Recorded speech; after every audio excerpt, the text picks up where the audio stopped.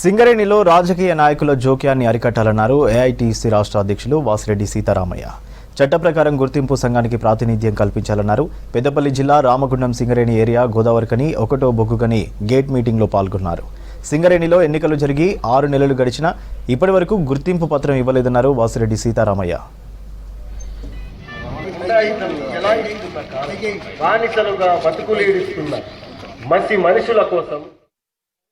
ప్రభుత్వాలు సింగరేణిలో ఇట్లా రాజకీయం చేసి రాజకీయ జోక్యం వల్లనే సింగరేణి ప్రాంతంలో ఉన్న 11 అసెంబ్లీ నియోజకవర్గాలలో కూడా ఆ పార్టీ ఓడిపోయింది.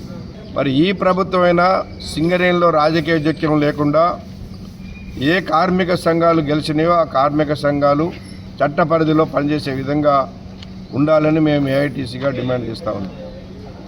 అట్లాగే సింగరేణిలో ఎన్నికలు జరిగిన తర్వాత ప్రధానంగా సింగరేణిలో కొత్త మైన్స్ రావాలని సింగరేణి యాజమాన్యాన్ని రాష్ట్ర ప్రభుత్వాన్ని మేము కోరాము. అట్లాగే మందమారి దగ్గర ఏదైతే శ్రావణపల్లి మైన్ ఉందో ఆ మైను పర్మిషన్ తీసుకోవడానికి కోయగూడెం ఓసి 3 ఏదైతే అరవిందో కంపెనీకి అలాట్ అయిందో దాన్ని క్యాన్సిల్ చేయాలని, సత్తుపల్లి ఓసి 3 అవంతి కంపెనీకి అయింది దాన్ని కూడా క్యాన్సిల్ చేసి ఇవ్వాలని మేము కోరాం. ఇవాళ సింగరేణి యాజమాన్యం అదే పనిలో ఉన్నది.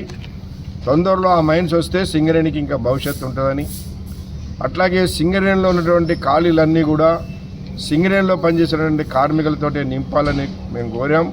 అట్లాగే సింగరేణిలో కార్మికుల డిపెండెంట్ వయస్సు 30 సంవత్సరాల నుంచి 40 సంవత్సరాలకు పెంచుతామని గత ప్రభుత్వం చెప్పింది, కానీ చేయలేదు.